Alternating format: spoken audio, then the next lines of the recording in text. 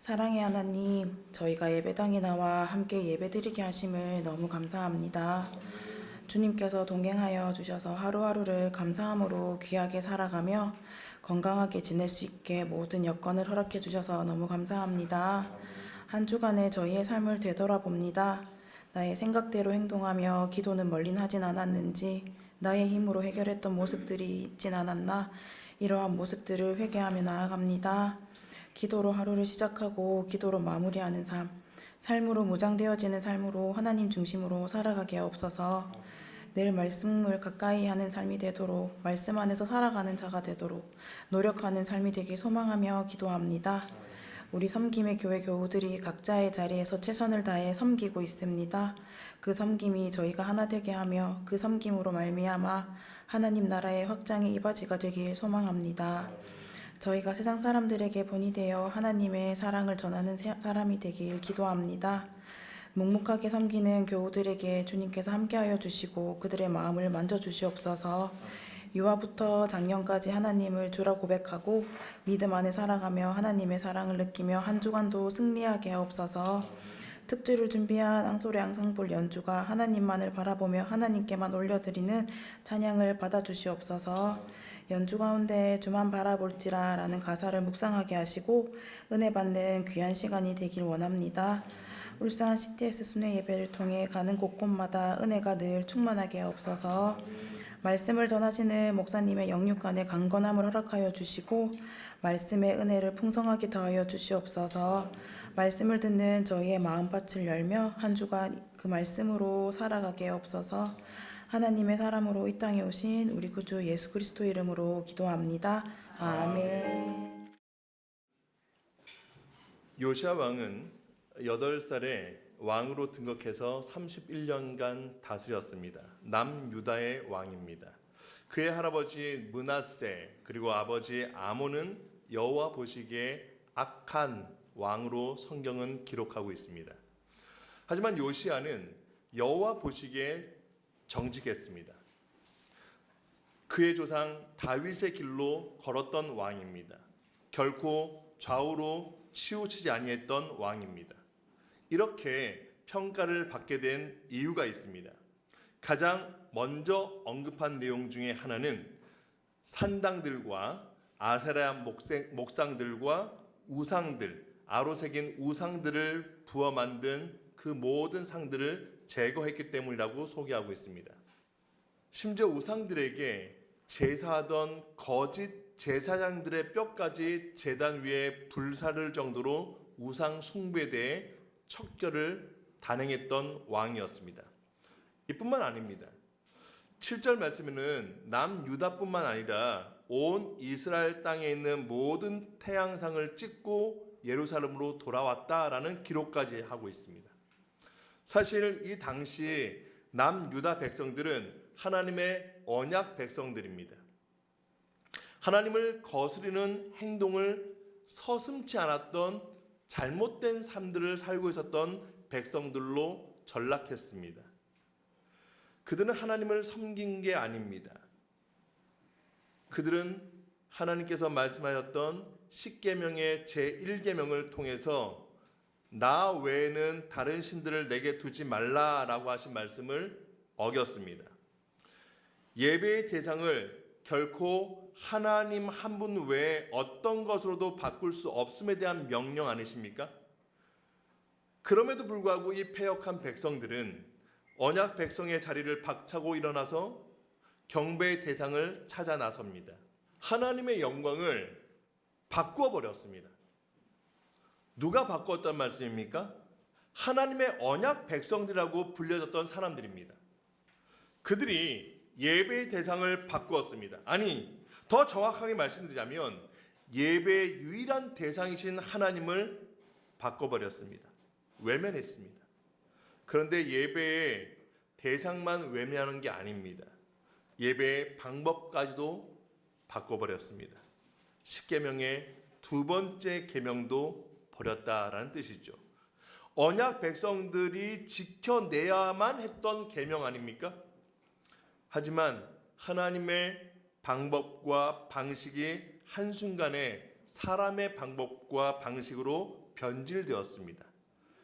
인간에 의하여서 다스림 받아야 할 피조물이 인간의 무지로 말미암아서 한순간에 섬김을 받는 존재로 둔갑해 버렸습니다.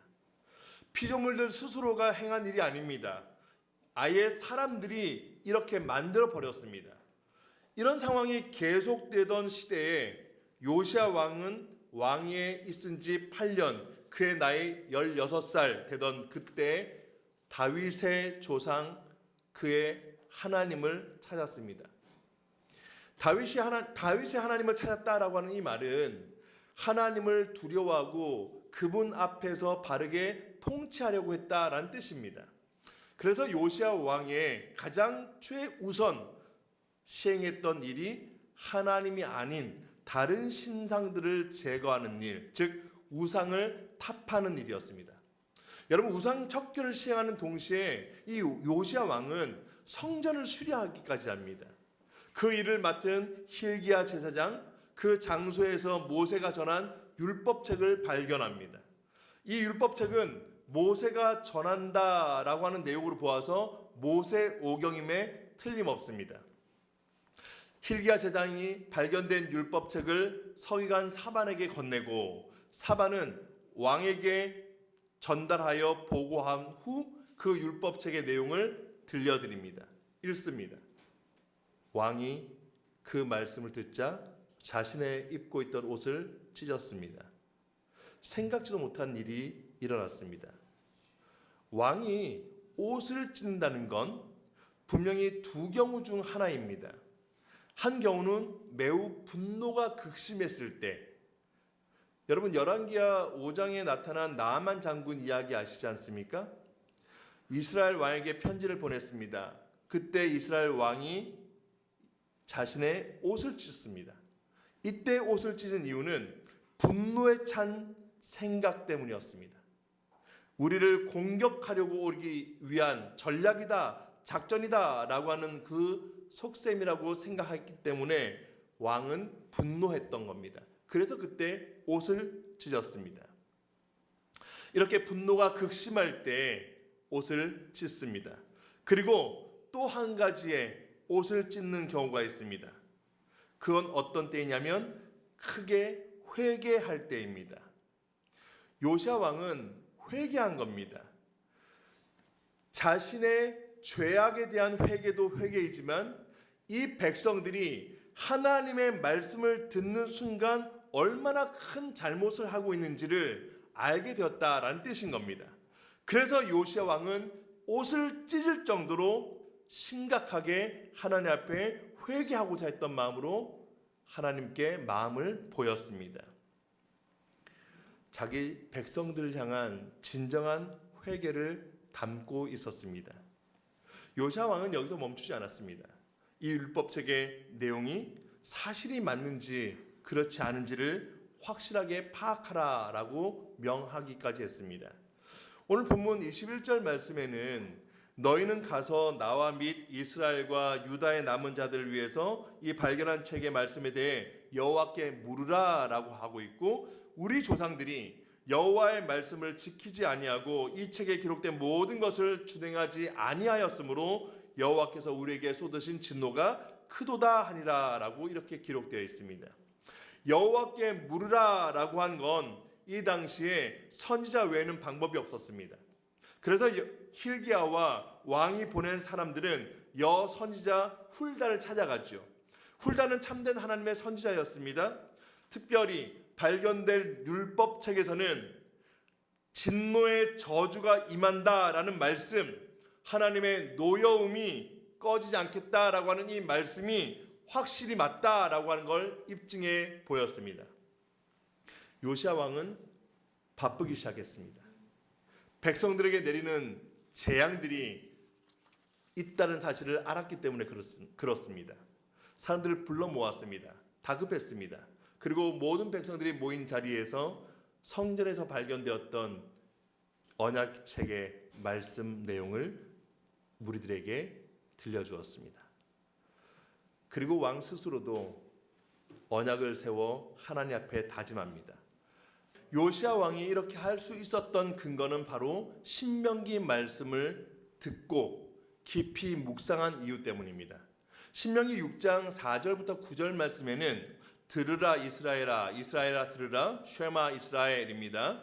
하나님 여호와는, 우리 하나님 여호와는 오직 유일하신 여호와십니다. 너는 마음을 다하고 뜻을 다하고 힘을 다하여 내 하나님 여호와를 사랑하라. 오늘 내가 너에게 명하는 이 말씀을 너는 마음에 새기고 내 자녀에게 부지런히 가르치며 집에 앉았을 때든지 길을 갈 때든지 누워 있을 때든지 일어날 때든지 이 말씀을 강론할 것이며 너는 또 그것을 너의 손목에 매어 기호를 삼으며 내 미간에 붙여 표로 삼고 또 내 집 문설주와 바깥문에 기록할지니라.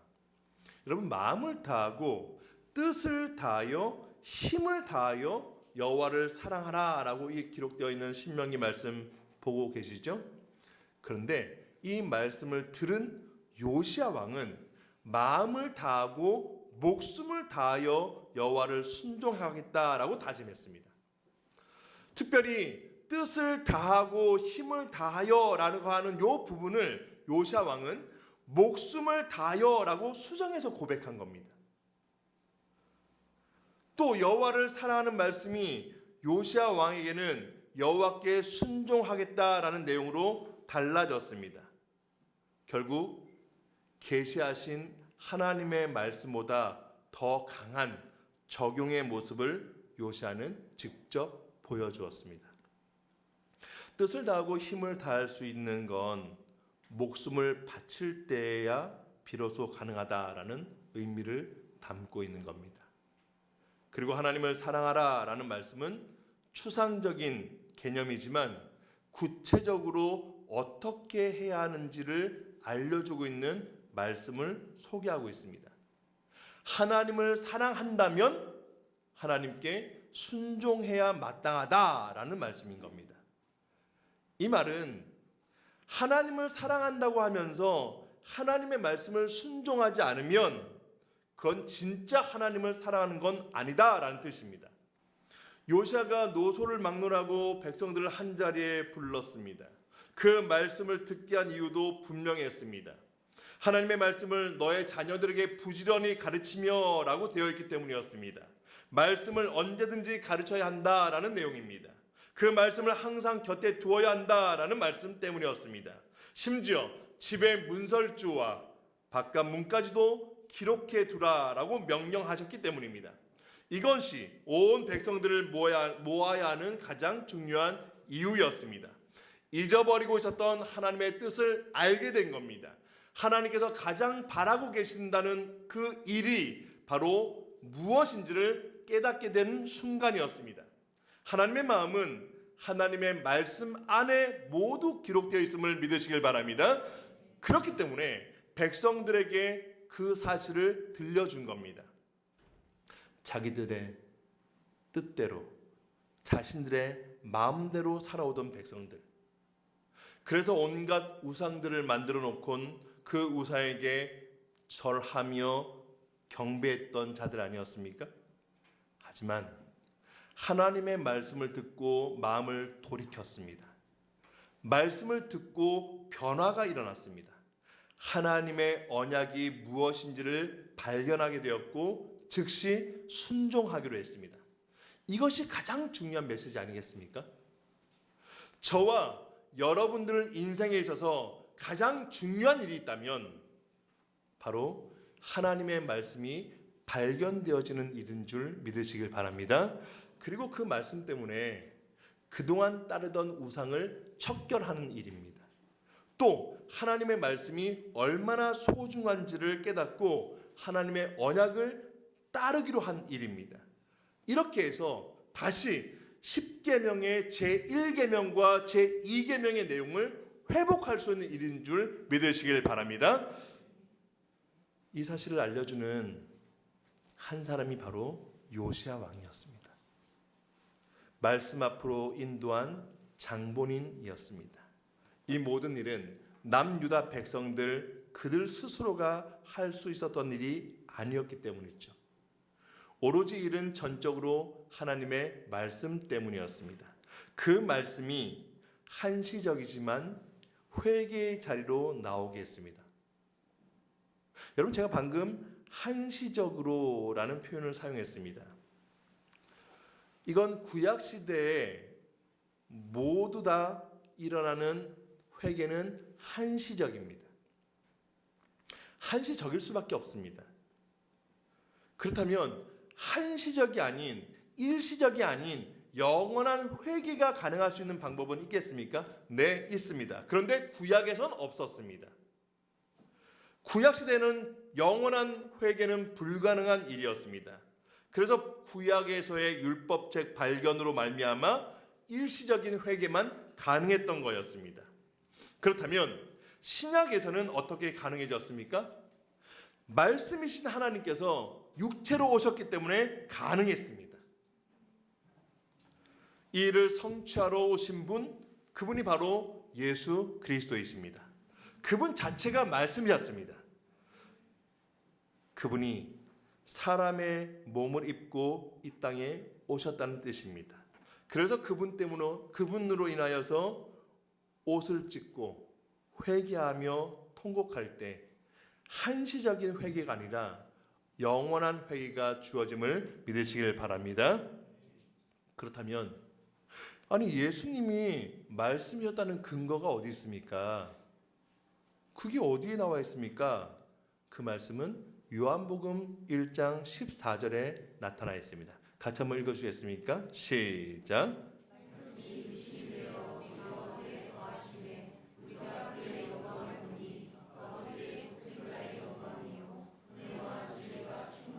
아멘. 말씀이 육신이 되어라고 분명히 소개하고 있습니다. 누구를 통하여 일시적인 회개에서 영원한 회개로 바뀌게 되는 일이 가능해졌다고 선언하고 있습니까? 누구 때문입니까? 그렇습니다. 예수 그리스도 그분이십니다. 그분께서 말씀으로 오셨기 때문에, 그 말씀이 육체가 되어서 오셨기 때문에 가능해졌다라는 사실을 알려주고 있다는 말씀입니다.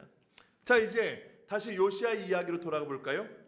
도대체 요시야 왕에게 들려진 하나님의 말씀, 이 말씀이 얼마나 강한 도전이 되었으면 이런 믿음이 생기게 된 걸까요? 요시야 왕의 믿음의 원천은 무엇이었을까요? 그건 바로 하나님의 말씀을 들음에서 생겨난 믿음 때문입니다. 로마서 10장 17절 말씀 한번 읽어주시겠습니까? 시작. 믿음은 들음에서 나며 들음은 그리스도의 말씀으로 말미암았느니라. 아멘. 요시야 왕은 세상의 통치자였습니다. 최고의 권력자였습니다. 그 왕좌에 앉아 있었습니다. 그러나 그 왕좌에 머무는 동안 수많은 말들을 들어왔지 않겠습니까? 그런데 지금까지 단 한 번도 그의 옷을 찢게 만든, 그리고 그를 통곡하게 만든 말들은 들어볼 수가 없었던 겁니다. 오직 하나님의 말씀, 오직 예수 그리스도의 말씀, 오직 성령 하나님의 말씀, 이 유일하신 삼위 하나님의 말씀만이 그를 회개의 자리로 나가게 하였음을 믿으시길 바랍니다. 하나님의 말씀을 제대로 발견하여 깨닫고 회개하면 언약 백성의 자리로 돌아가게 됨을 믿으시길 바랍니다. 지금 요시야 왕과 그의 백성들이 모두 한자리에 모여있는 이유는 이 살아계신 하나님의 말씀을 듣기 위함 때문이었습니다. 언약의 말씀을 들어야만 회개를 가지고 올 수 있기 때문입니다. 회개란 무조건 죄를 고백하고 자복하는 장면만을 말하지 않습니다. 진짜 회개는 자신의 죄를 알고 고백하는 것에 그치지 않고 새로운 내일을 바라보는 일까지여야 합니다. 즉, 말로만 끝나는 것으로 회개했다라고 하는 건 안 됩니다 라는 뜻입니다.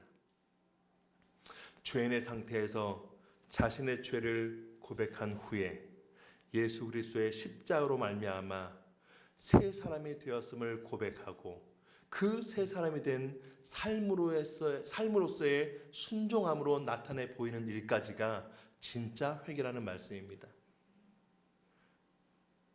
요시야 왕도 옷을 찢고 통곡한 일로만 끝낸 왕이 아니었습니다. 실제 언약의 말씀을 붙들고 이루기까지 다짐한 왕이었습니다. 이 고백이 진짜 회개한 진정한 하나님의 사람의 모습이었습니다. 그는 유다 왕으로서의 신분이 분명히 어떠해야 하는지도 잘 알고 있었을 겁니다. 신명기 17장 14절부터는 왕에 대한 내용을 소개하고 있는데 그 중에 18절과 20절 말씀까지가 그의 마음을 심히 은혜의 감동으로 몰아넣었을 겁니다. 왕으로서 해야 하는 임무를 발견된 율법책의 내용을 듣던 중에 알게 되었을 겁니다. 그가 왕으로서 해야 할 가장 중요한 일이 무엇인지를 알게 되었을 겁니다. 요시야 왕의 이름의 뜻은 구원자입니다. 예수라는 이름과 그 뜻이 같습니다.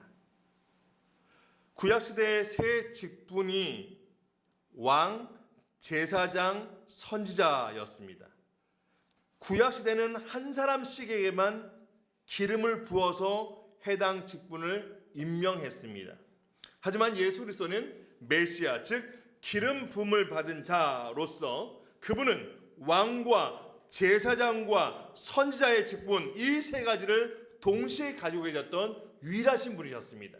그런데 오늘 이 본문의 한 사건에서 왕과 제사장과 선지자 이 세 직분이 모두 등장하고 있습니다. 무엇을 말할까요? 예수 그리스도의 직분을 예표하고 있습니다. 제사장이 먼저 율법책을 발견하지 않습니까? 예수 그리스도로 말미암아 하나님의 온전하신 말씀이 발견될 수 있음을 보여주는 겁니다. 그런 이유 선지자가 그 말씀의 내용을 확인시켜 주지 않습니까? 예수 그리스도께서만이 하나님의 분명하신 뜻을 알 수 있도록 하셨다는 겁니다. 그 뜻을 또한 전파하시기도 하셨습니다. 마지막으로 왕이 하나님의 진노와 재앙에 대한 내용을 백성들을 대신하여 회개한 장면을 보셨지 않습니까? 예수 그리스도께서 하나님의 인간에 대한 모든 진노와 재앙에 대한 죄 짐을 지고 백성들을 대신하여 십자가에서 돌아가셨습니다. 이것이 백성들을 위한 진정한 왕의 모습이었습니다. 따라서 오늘 본문의 내용은 왕과 제사장과 선지자가 한 번에 등장하는 정말 보기 드문 한 장면 중에 하나의 내용입니다.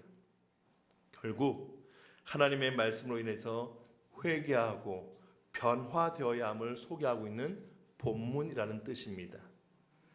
여러분, 하나님의 말씀이 제대로 선포되기만 하면, 그리고 그 말씀이 바른 선지자의 입을 통해서 선포되기만 한다면 참된 회개의 자리로 이어지게 되어 있습니다.